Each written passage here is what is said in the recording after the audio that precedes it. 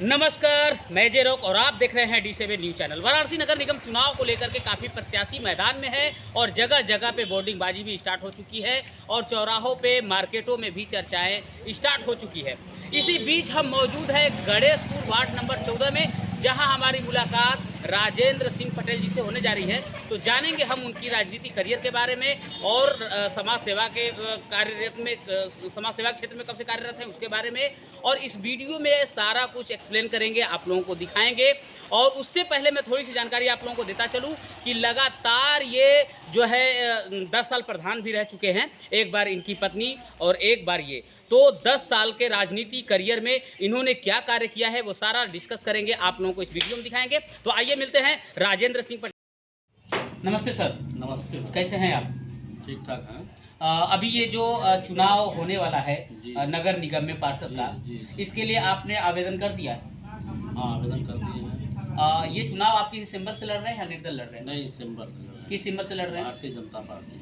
Bharatiya Janata party अगर ticket आपको नहीं देती है उस कंडीशन में आप क्या करेंगे? चुनाव नहीं लड़ेंगे, भारतीय जनता पार्टी के साथ रहेंगे। जी, जिसको मिलेगा टिकट उसको सपोर्ट करेंगे फिर उसके बाद? सपोर्ट करेंगे। ओके, ये बताइए कि आपकी राजनीतिक करियर कहाँ से स्टार्ट होती है?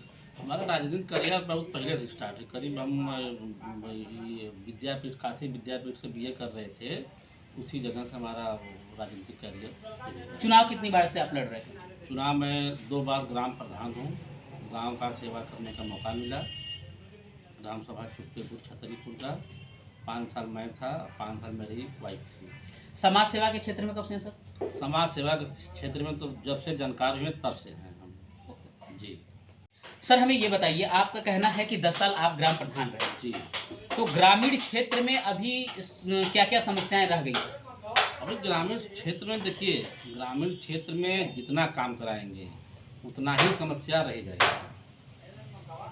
बात समझ लीजिए, अभी तो काम बहुत बाकी है, बहुत होने को बाकी है।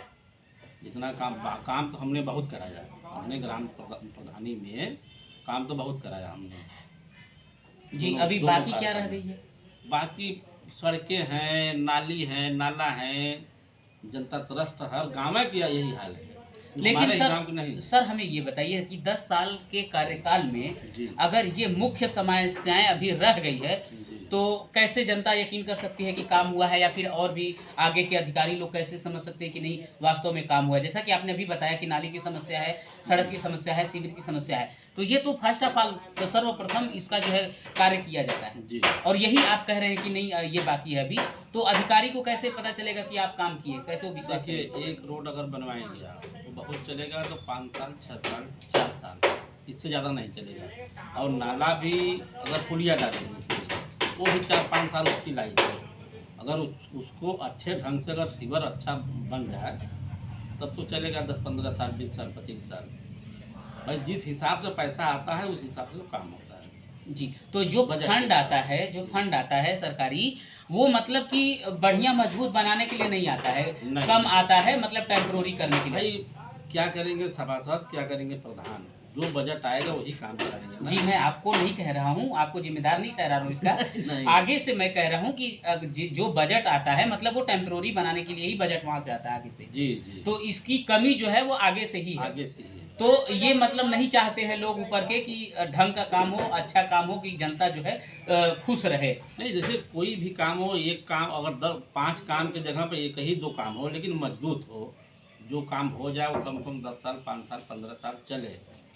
और एक काम हो गया तो साला वो 2 साल में हो, जैसे रोड के देख लीजिए, रोड बन गया, 1 साल, एक गर्मी के बाद दूसरे के गर्मी में गिट्टी उधराने लगेगी। लेकिन सर ऐसा क्यों होता है? ऐसा क्यों किया जाता है? कर देते हैं, जो मटेरियल आता है सरकार की तरफ से वो उसमें नहीं मिक्सचर करते हैं। भाई हर जगह तो है, अब क्या हम खोल के बता दें आपको?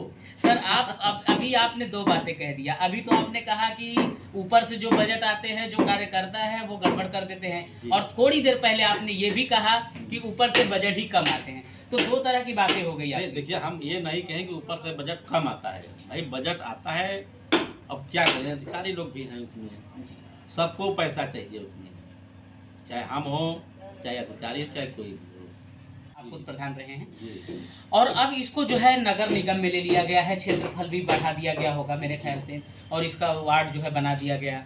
तो आपको क्या लगता है कि नगर निगम में लेने का सरकार का कुछ मुख्य प्लान है, कुछ अलग योजनाएं हैं, या फिर वास्तव में इसको तरक्की के नज़रिए से जो है इसको लिया गया है नगर भाई निगम देखिए, में, क्या हो सकता है? सरकार तो अपने तरफ से तरक्की के हिसाब से लिया है भाई।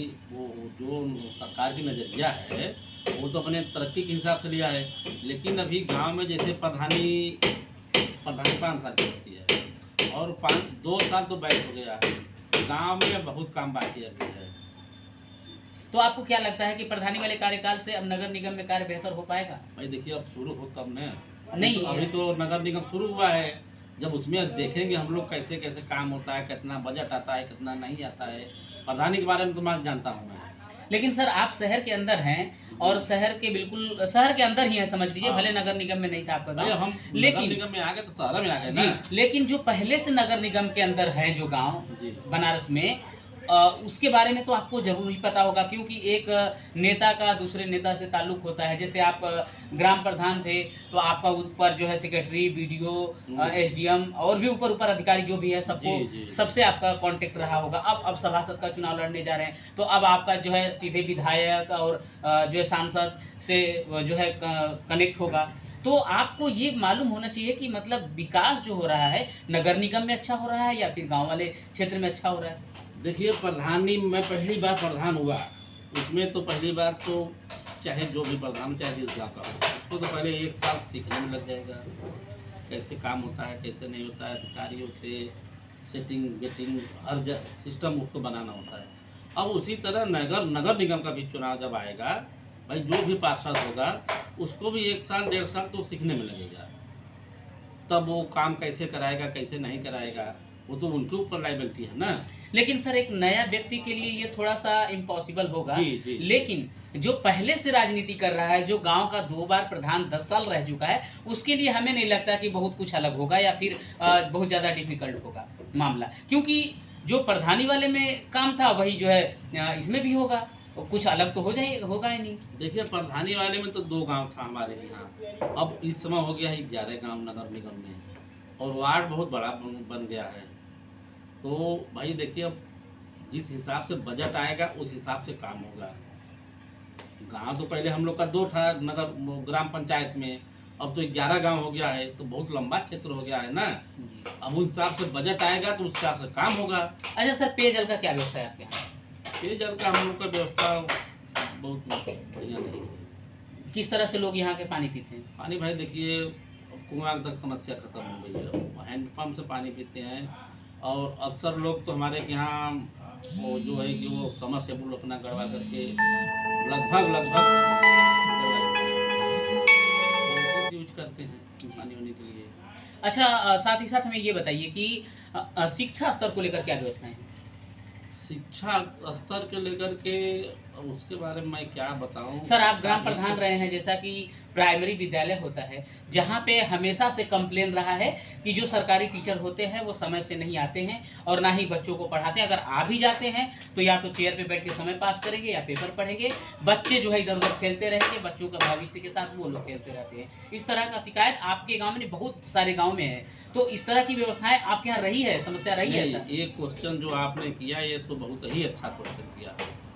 हमारे यहाँ जो भी 2 विद्यालय हैं, 2 का 3 विद्यालय हैं, कोई भी शिक्षक समय से नहीं आते हैं, 10 मिनट 20 मिनट लेट आते हैं। अब उसमें भाई देखिए, वो उन लोग की लायबिलिटी बनती है कि हमको क्या करना है क्या नहीं करना है।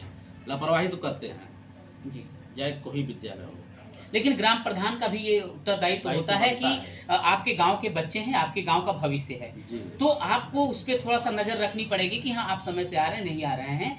हालांकि वो ठीक है कि वो शिक्षा मंत्री के अंदर है जो भी चीज़ें, लेकिन ग्राम प्रधान जो होता है उसका भी एक जो है बनती है कि वो जा करके वहाँ केयर करे, थोड़ा सा देखे कि क्या हो रहा है यहाँ पे।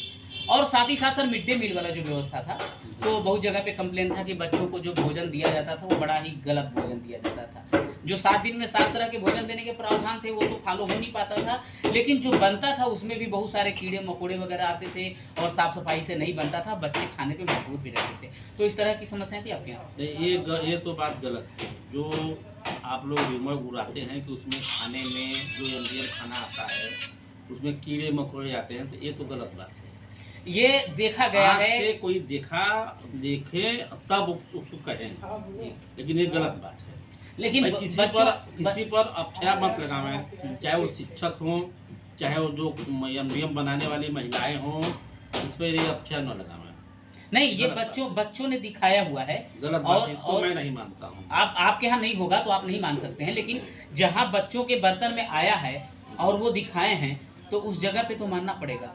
नहीं, उसको आपके यहाँ नहीं हुआ वो अलग बात है। वो जो कीड़े देखे हैं उसको प्रूफ करें, तब तो हम माने। नहीं, ऐसे किसी के बात सुनने से हम नहीं मानेंगे। हम्म। मैं उसको अपने आँख से देखूंगा तब मानूंगा। लेकिन ये चीज मान लीजिए दूसरे गांव की घटना है तो आप तक कैसे पहुंचेगा वो? आप नहीं भाई, दूसरे गांव में घटना है तब तो भाई उसको मानना तो पड़ेगा। सर मैं दूसरी गांव की कर रहा हूँ, आपके गांव की नहीं कर रहा हूं। लेकिन दूसरे गांव का भी मैं नहीं विश्वास कर रहा हूँ कि खाना बनाने वाली इतना लापरवाह नहीं होती है।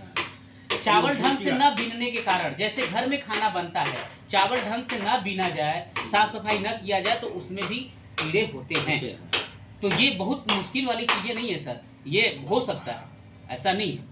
तो आपके यहाँ नहीं थी ऐसी व्यवस्था? लेकिन देखिए इसमें तो कुछ बात बनाने वाली है। जैसे कुछ गांव में एंटी वाली पार्टी होती है, वो तरह तरह के अपना र्यूमर उड़ाते हैं, किसी तरह इनको बदनाम करिए, चाहे किसी गांव के प्रधान हो, चाहे वो सभासद हो, ऐसी समस्या। तो इसमें ग्राम प्रधान का क्या भूमिका? अगर कीड़े निकल रहे हैं तो ग्राम प्रधान से क्या लेना देना? भाई बिल्कुल लेना देना है। ग्राम प्रधान के माध्यम से एमडीएम आता है और हेडमास्टर के माध्यम से आप तो आता सर है। एनजीओ के तहत हो गया है अब तो। हाँ, आप तो एनजीओ की तरफ से होगा, अब तो भाई जिम्मेदारी ऊपर हो गई। हमें ये बता दीजिए कि अब मान लीजिए आपको टिकट मिल जाती है, चुनाव आप जीत जाते हैं, सर्वप्रथम आपने क्या सोचा है अपने इस पार्ट के लिए? भाई देखिए, मैं प्रधानी में भी तन मन धन से किसी काम किया हूँ, बहुत लगन से, और साथ अगर जनता ने हमको चुन लिया उसमें भी मैं जनता के बीच में रहूँगा, काम करूँगा, हर दुख सुख में मैं हमेशा भागीदारी निभाऊँगा और भाई जनता के बीच में। सर्वप्रथम कार्य क्या होना चाहिए आपका, क्या करने वाले हैं आप?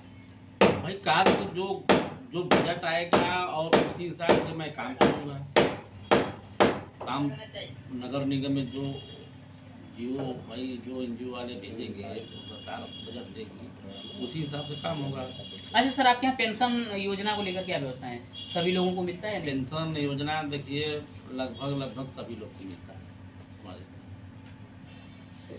बहुत ही अच्छा लगा राजेंद्र सिंह पटेल जी से मिलकर के, और आप लोग देख रहे थे जिनका कहना है कि अगर जनता हमारा सपोर्ट करती है तो इस गांव में किस तरह की समस्याएं नहीं रह जाएगी, जैसे जैसे बजट यहां आएगा वैसे वैसे मैं कार्य करता जाऊंगा। तो चलते हैं और भी वार्ड में और जानते हैं वहां की जानकारी के बारे में। तब तक के लिए धन्यवाद।